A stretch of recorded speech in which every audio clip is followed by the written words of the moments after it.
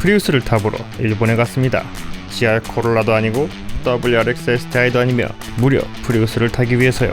WRD는 작년 고드드 페스티벌을 위해 렌트카를 빌릴 때도 레인지로버 SVR을 고를 만큼 자동차의 진심입니다. 영국 일정 내내 8기통 배기음에 흠뻑 취해 지냈었죠. 나보겠어. 그랬던 저희가 왜 프리우스를 타러 갔냐고요? 존나게 멋있어졌거든요. 지금까지 알고 있었던 우습게 생긴 프리우스가 아니었기 때문에 실물을 보고 시승해보고 싶어졌습니다. 하이브리드면 어때요? 전기차가 자동차 시장을 먹어버린 지금 내연기관 엔진이 달려있으면 된 거죠. 디자인이 너무 멋지잖아요. 먼저 프리우스에 대해 알아볼까요? 프리우스는 1997년에 세계 최초로 양산된 토요타의 하이브리드입니다. 그 이후 지금까지 프리우스는 4번의 세대 변화를 거치면서 통산 500만 대 이상 팔린 세계에서 가장 많이 팔린 하이브리드죠. 친환경 자동차의 대명사로 자리잡은 프리우스였기 때문에 기후위기에 관심을 갖고 환경보호에 앞장서는 할리우드 스타들에게 인기가 많았습니다. 레오나르도 디카프리오 무려 3대나 가지고 있었다고 해요. 브래드 피트, 카메론 디아즈, 톰 행크스, 올랜드 블룸, 엠마 왓슨, 해리슨 포드 등 유명 할리우드 배우부터 스티븐 스필버그 감독까지 수많은 스타들이 프리우스를 타면서 성공한 할리우드 스타들은 프리우스를 탄다는 인식까지 생겼죠. 뮤지컬 영화 라라랜드에서 할리우드 배우를 꿈꾸는 주인공 미아 역의 엠마 스톤의 차도 프리우스입니다. 프리우스를 로스앤젤레스에서 흔히 볼 수 있다는 점을 이용한 영화의 유머러스한 설정이자 미아의 캐릭터를 설명해주는 도구로 쓰였습니다. What kind? It's a Prius?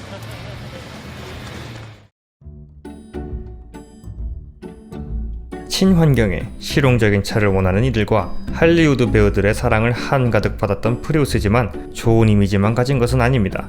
과연 하이브리드가 진짜 친환경 차인지에 대한 논쟁이 있었고 The Prius did 17.2 miles to the gallon, the M3 did 19.4 miles to the gallon. And that was very fried. 기능에 치중한 나머지 외식 고기를 닮아버린 우스운 디자인, 연비 중심의 차를 만들기 위한 부족한 출력 등도 조롱거리가 되었습니다. 프리우스는 프리우스 타는 사람들에 대한 선입견도 만들어냈습니다. 특히 미국을 중심으로 프리우스 타는 사람들은 도로에서 느리다, 운전을 못한다 라는 인식이 있어 거의 밈 수준으로 프리우스가 사고치는 수많은 영상이 인터넷에 떠돌고 있습니다. 그랬던 프리우스가 달라졌습니다. 25년 넘게 오로지 실용성과 연비만을 중시하던 프리우스가 맞나 싶은 디자인으로 세상에 공개되어 놀라움을 주었어요. 토요타도 그동안 프리우스라는 차가 사람들에게 어떤 인상을 주고 어떠한 대우를 받았는지 알고 있었나봐요. 우선 확 달라진 디자인으로 기존의 프리우스와 차원이 다른 별종 프리우스가 등장했음을 위트있게 보여줍니다. 또 섀도우 편에서는 대놓고 잘 달린다고 보여주죠. 친환경 자동차 광고에서 코너링과 가속할 때 스키드음이 들리는 장면은 처음 보셨을 겁니다. 정말 기존 프리우스와 닮은 점은 차의 형상과 이름뿐이라고 해도 과언이 아닐 만큼 환골탈태하였습니다. 토요타도 개발 컨셉이 하이브리드 리본이라고 밝혔습니다. 하이브리드 리본은 다시 태어난 하이브리드 정도로 해석이 가능할 텐데 프리우스가 하이브리드 그 자체라는 자신감의 표현인과 동시에 무언가 비장한 사명감도 느낄 수 있는 컨셉이네요. 또한 그만큼 하이브리드가 과도기, 나아가 위기에 처해 있다는 뜻도 되고요. 행여 이러한 개발 컨셉을 잊을까 싶어서인지 토요타는 여기저기 이 문구를 새겨 넣었습니다. 또 차의 이름 프리우스를 트렁크 엠블럼에 부착하는 것으로 끝나는 것이 아니라 곳곳에 적어두었으며 프리우스 옆모습 형상의 로고도 추가해두었습니다. 게다가 소셜미디어를 좋아하는 MZ세대를 겨냥했던 것일까요? 프리우스에는 Safety First, Hidden Compartment, Wireless Charger, Glove Box 같은 해시태그도 달려있습니다. 토요타가 이번 프리우스를 만들면서 재미없는 차의 이미지를 정말 탈피하고 싶어 했다고 느낀 또 하나의 요소가 바로 이러한 이스터에그들인데요. 기존 프리우스 이미지를 생각하면 꽤나 신박하고 위트 있어 보이긴 합니다만 왠지 부장님이 신입사원과 잘 지내고 싶어하는 느낌이랄까요?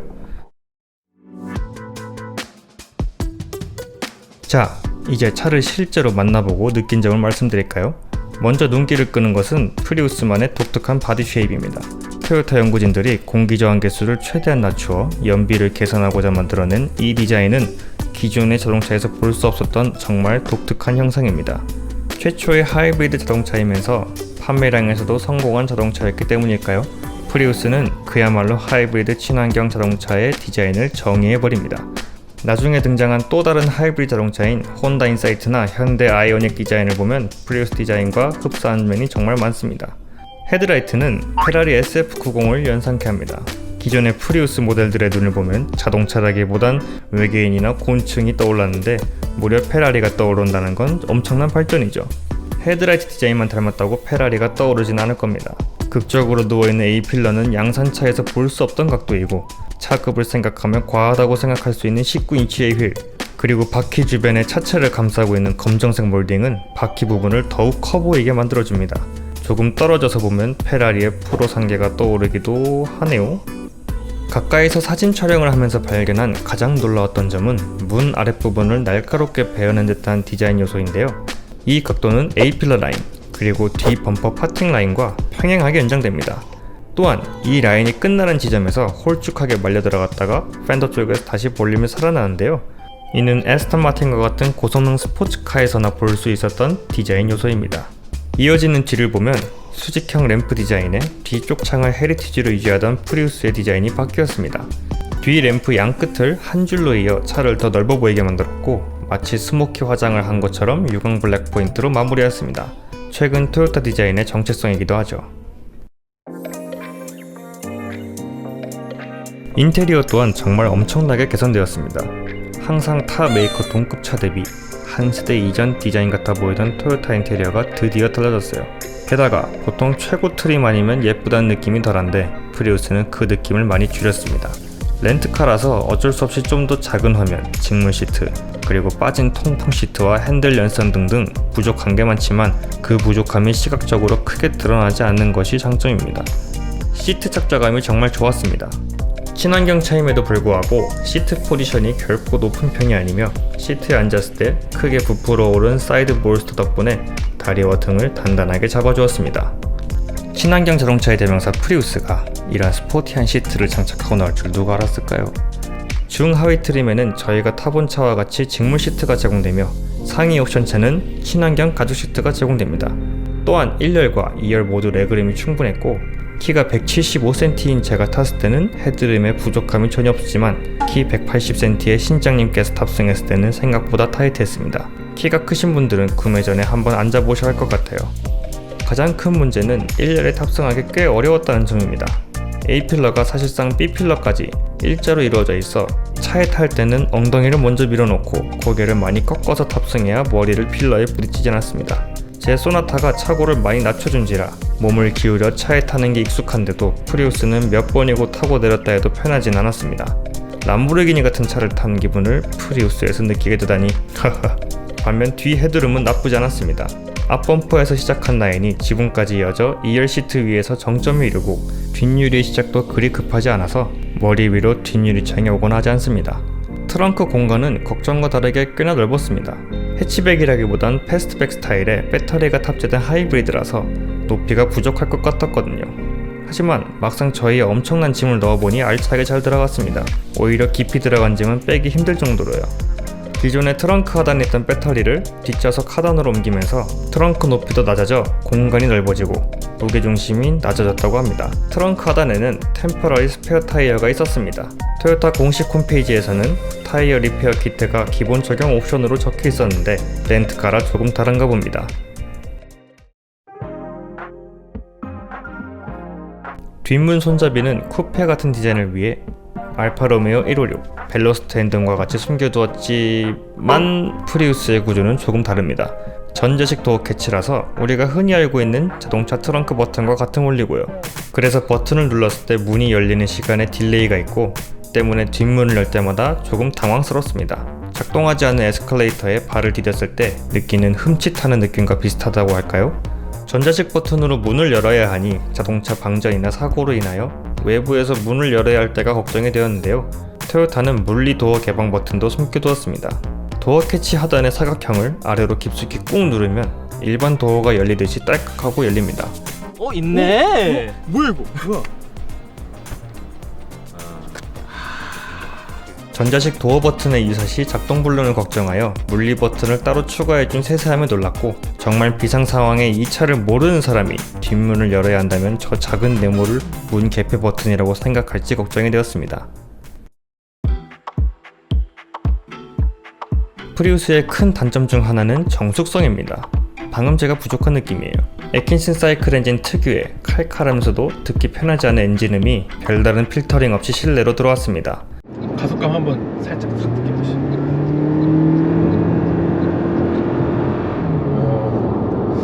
시속 100km에 다다를수록 A필러 전방 어딘가에서 나는 풍절음이 점점 크게 들어오더라고요. 또한 타이어 소음도 많이 올라왔고요.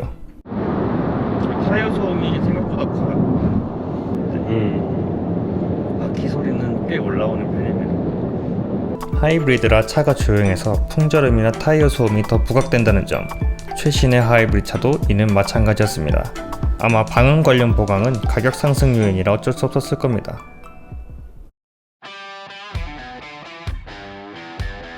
이번 프리우스는 단순히 외형만 변한 것이 아닙니다.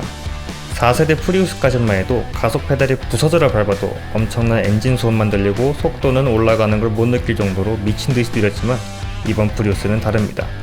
기존 1.8리터 엔진이 2.0리터 엔진으로 바뀌었으며 모터 출력도 올라가 4세대 대비 무려 72마력이 오른 194마력의 시스템 출력을 자랑합니다. 시속 0에서 100km는 무려 7.2초에 주파합니다. 지난 프리우스는 0에서 100km가 10.6초였던 걸 감안하면 정말 엄청나게 빨라졌습니다. 이제 프리우스가 느리고 약하다고 하면 서운할 정도예요. 5세대 프리우스는 단순히 직진 가속만 빨라진 게 아닌 게 핵심입니다. 도쿄 수도고에서 그 커브 구간을 텐션을 올려 주파해 보았는데 놀랐습니다. 195019의 가느다란 타이어로 도로를 움켜쥐고 돌아나가는 능력이 수준급이었거든요. 저희가 탔던 프리우스의 출고 타이어는 요코하마의 블루러시 GT로 어느 정도 스포츠성을 지닌 썸머 타이어였습니다. 국내 사양 타이어는 어떤 타이어가 장착되어 나올지 모르겠지만 블루러시 GT 스펙을 찾아보니 에코 타이어 느낌을 풍기는 이름과 다르게 연비에 큰 도움이 되는 타이어는 아니었습니다. 트레드웨어도 300으로 높은 편이 아니었고요. 단순히 연비만을 위한 게 아닌 스포티한 주행도 가능하게 맞춘 듯 싶습니다. 승차감이 좋아졌습니다. 4세대 대비 서스펜션이 단단해지고 휠이 커져 잔진동은 조금 올라오지만 불편하지 않고 충분히 편안했으며 코너링 시 롤링도 크지 않고 안정적이었습니다. 또한 고속주행 시 차가 붕붕 뜨는 듯한 느낌도 사라졌습니다. 2세대 TNGA 플랫폼으로 인해 강화된 바디 강성과 함께 맛있게 요리된 서스펜션 세팅은 컴포트와 스포츠 두 마리 토끼를 모두 잡았습니다. 친환경 차량의 고속주행감이 이렇게 탄탄할 수 있구나 느껴지는 승차감이었어요. 오히려 생각보다 너무 좋아서 되려 아쉬운 2% 때문에 튜닝 욕심이 생기더라고요. 댐퍼 감소력만 조금 더 올리면 고속주행에서 범프를 만나도 정말 깔끔하게 지나갈 텐데 하며 혼자 행복회로를 돌려보았습니다.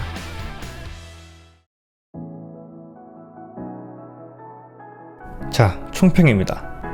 내연기관에서 전기차로 변해가는 이 시점에 글로벌 시장에서 하이브리드의 상징이자 일본에서 국민차가 된 프리우스를 어떻게 만들어야 할지 토요타도 많은 고민이 있었을 겁니다. 여기서 토요타의 선택은 업데이트가 아닌 하이브리드 리본의 환골 탈퇴였고 강력해진 성능과 매력적인 디자인으로 이를 실현했습니다. 한 차종이 세대가 바뀌면서 제로백이 3초가 당겨지는 것이 흔한 일은 아니죠. 신형 프리우스를 운전하다가 문득 이번 5세대 프리우스가 마지막 세대가 될 것 같다는 생각이 들었습니다.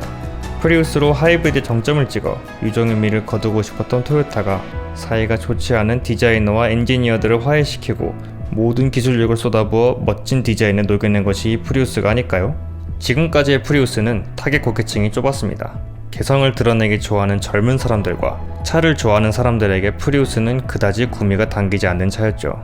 하지만 신형 프리우스는 차를 단순히 이동수단으로 생각하지 않는 사람들도 차가 예뻐서 그리고 달리기 성능이 좋아서 선택할 수도 있는 차가 되었습니다. 그래도 프리우스는 여전히 연비가 좋고 여전히 가격이 착해 타겟 고객이 바뀐 것이 아니라 넓어졌다고 봐야 합니다.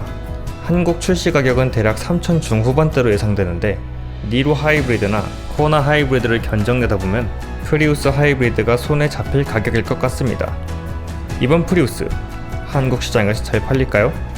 여러분의 의견을 남겨주세요. 3박 4일간 타본 사람으로서 여전히 많은 얘기거리가 남아있는데 5세대 프리우스에 대하여 궁금하신 점 댓글 남겨주시면 최대한 답변 드리겠습니다.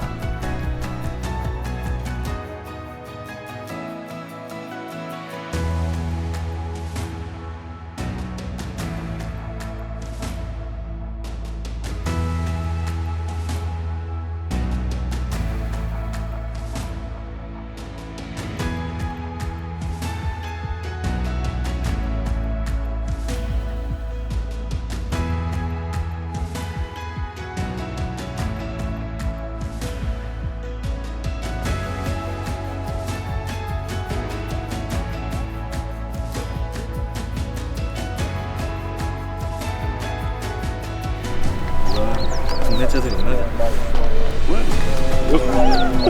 웃으면 안 돼. 웃으면 안 돼. 이거는 웃으면 안 돼. 얘 코가 왜 덜렁거려?